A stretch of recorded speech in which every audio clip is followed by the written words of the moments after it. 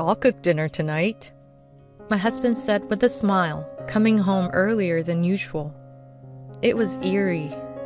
Lately, he had been acting strangely, but suddenly he was being kind.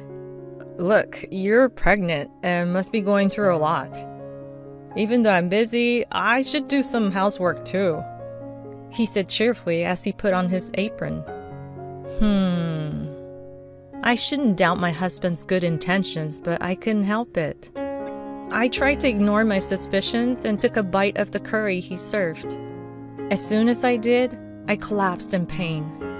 And then I saw something that must have been used in the cooking. Unbelievable. Just before losing consciousness, I saw my husband's face. My name is Naomi, just an ordinary office worker. My husband Devin and I are colleagues in the same department. We started dating after bonding over common hobbies and got married 2 years ago. Well, I'll be going, he said, avoiding eye contact and seeming awkward. Will you be late tonight? I don't know, probably. As he left, I unconsciously put my hand on my belly. I'm 9 weeks pregnant. I've been on leave from work since the morning sickness got worse. I can still picture my husband's face when I told him about the pregnancy. He was overjoyed like a child with tears in his eyes as he hugged me, thanking me. I vividly remember us laughing together after accidentally knocking over a cup full of coffee when he stood up too quickly. Despite all this, he has been coming home late from work lately. Before, he used to come home by 8 p.m. at the latest, perhaps out of concern for my health. But recently, he often comes home past 10 or 11 p.m. I've tried asking him about it indirectly, but he dodges the question and I don't know the real reason. I know him well. He's sincere and kind, always putting me first. When I first started taking time off work, he made time for us to talk, even when he was tired. But lately, our conversations have felt distant. Seeing his attitude, I couldn't help but think of a word I didn't want to consider. Cheating. No, that can't be. But the more I thought about it, the more I couldn't shake the thought. Then an event occurred that turned my suspicions into certainty. One day while we were chatting and watching TV together, a celebrity cheating scandal came up on a talk show. Already sensitive to the word, I felt a cold shiver down my spine. My heart raced with an unpleasant pulse, and I was somehow afraid to look at my husband's face. The show's topic shifted to whether friendships between men and women can exist, and I forced a laugh, trying not to seem strange by suddenly falling silent. What do you think, Devin? About friendships between men and women? There was no answer to the question I threw out, without turning my gaze from the screen. I regretted it, and when I glanced at him, his cheerful expression visibly clouded over. Can we not talk about that? With an awkward, evasive smile, I became convinced. I knew it. He's cheating on me. From the day I had that conversation with my husband, I felt a heavy weight in my stomach. The morning sickness made my mood and physical condition even worse. What should I do now? Confront him? What would happen then? Would he dodge the issue as he always does, or would he confess to the affair resignedly? Either way, it would be painful. Should I continue living as we have been, burdened by this unbearable suspicion? No, I couldn't do that. What was more painful was the sudden wave of nausea. I rushed to the bathroom, unable to stop thinking while crouching. The thought of him no longer loving me or needing me was unbearable. At that time, I heard the front door open. I hurried to the entrance and saw my husband taking off his shoes, apparently having rushed home. It was just past 7 p.m. When was the last time he came home this early? Welcome back. What's up? You're home pretty early tonight. Yeah, I really wanted to come home early today. He hurried down the hallway looking somewhat happy. Seeing his face like that for the first time in a while, I felt a little happy too. As he walked halfway down the hallway, he suddenly turned to me as if remembering something. "I'll cook dinner tonight." Surprised by his words, I watched him enter the kitchen with enthusiasm. A little later, he served curry and a beautifully arranged salad. Before I could ask what was going on, he urged me to eat with an untroubled smile. With that innocent, boyish face disarming me, I said thank you and took a bite of curry. That's when I lost consciousness. I thought I heard his tense voice and the sound of an ambulance siren. When I opened my eyes, I saw a white ceiling and realized I wasn't at home. The smell of disinfectant and people talking. I was in a hospital. Hearing a loud noise, I looked over and saw my worried husband getting up from his chair. He repeatedly apologized and held my hand tightly. According to him, I had collapsed after eating the curry and was rushed here by ambulance. When I had calmed down a bit, the doctor in charge came and shared the results of the examination. There was no immediate danger to my life, and it seemed that our baby was unharmed. Upon hearing that the baby was safe, I felt so relieved that it was as if all the strength had left my body. The doctor said that the main cause of my collapse was excessive stress. Indeed, my morning sickness had been particularly severe lately, and I had been worrying about my husband's suspected affair, which I thought might be one of the factors. But was that really all there was to it? Could I actually collapse the moment I put curry into my mouth just because of stress? A doubt crossed my mind. What was in the curry that my husband made for me? The morning after I spent the night at the hospital and was discharged, I checked the ingredients of the curry he had made for me when I returned home. As expected, there was no way he would leave something that I had an abnormal reaction to, and the pot that probably contained the curry was washed clean. While recalling what I saw on the dining table the night before, I checked the condition of the remaining vegetables in the refrigerator. But there was nothing strange about any of them. What could be the cause then? I wondered as I looked inside the refrigerator again and noticed an unfamiliar container. I picked it up and checked the contents. That night, when my husband came home late, I started the conversation by saying, "There's something I need to talk to you about." I brought up the container I found in the refrigerator and another one. "It's unusual for you to stay up this late waiting for me. You couldn't sleep?" "Well, no, there's that, but..." I gripped my slightly trembling hand tightly. I hadn't been this nervous since my job interview at the company. Are you cheating on me?" I mustered up all the courage I had and spat out the source of my recent anxiety.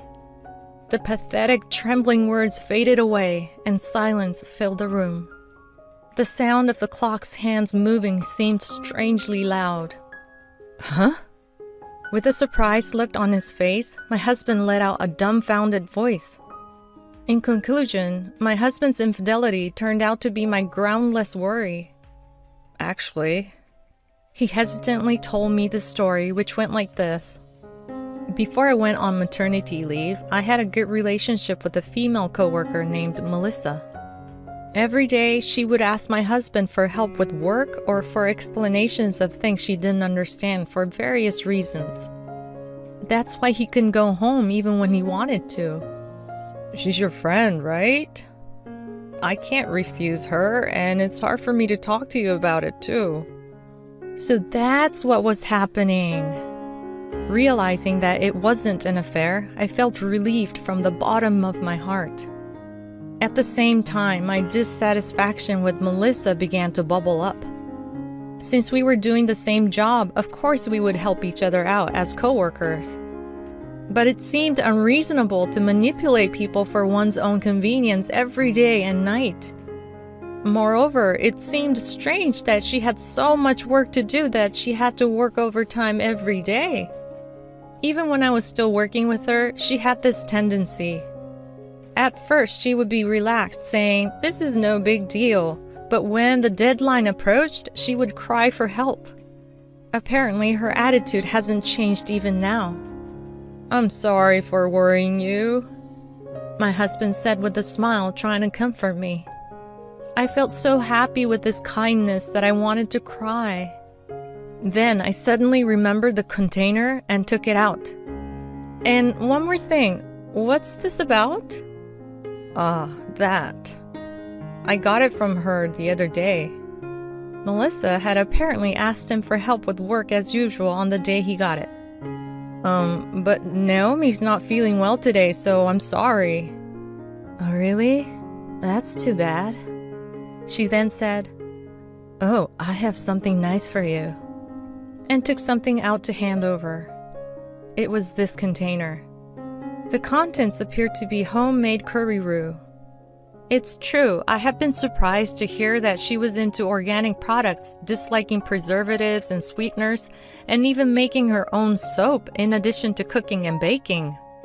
She said it's good for both the mom and baby. I'd be over the moon if I can help you, Naomi. Aw, honey. That's why he rushed home so quickly that day. I felt ashamed for suspecting infidelity. He cared so much for me, and we were able to confirm our bond and resolve the issue. However, I couldn't help but be concerned about the curry roux. When I opened the lid and smelled it, something felt off. Of course, the scent can change depending on the spices used, but once I started worrying, I couldn't stop. So I decided to send it for an allergy test. A few days later, the allergy test results arrived. Melissa's attitude towards my husband and this curry roux made me certain of her intentions. Among the various numbers listed, there was one with abnormally high value: peanuts. I have had a peanut allergy since I was a child.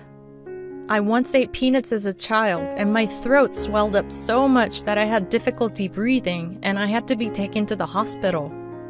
Since then, I have always checked for peanuts or their ingredients in the food I buy. I had told Melissa about this in the past, so she should know. She's really done it, I thought, crushing the paper with the test results in my hand. Was I the only one who thought we were friends? Did she become close to me from the beginning just to get close to my husband? That alone would have been fine, but trying to harm me without getting her hands dirty and trampling on my husband's kindness is unforgivable.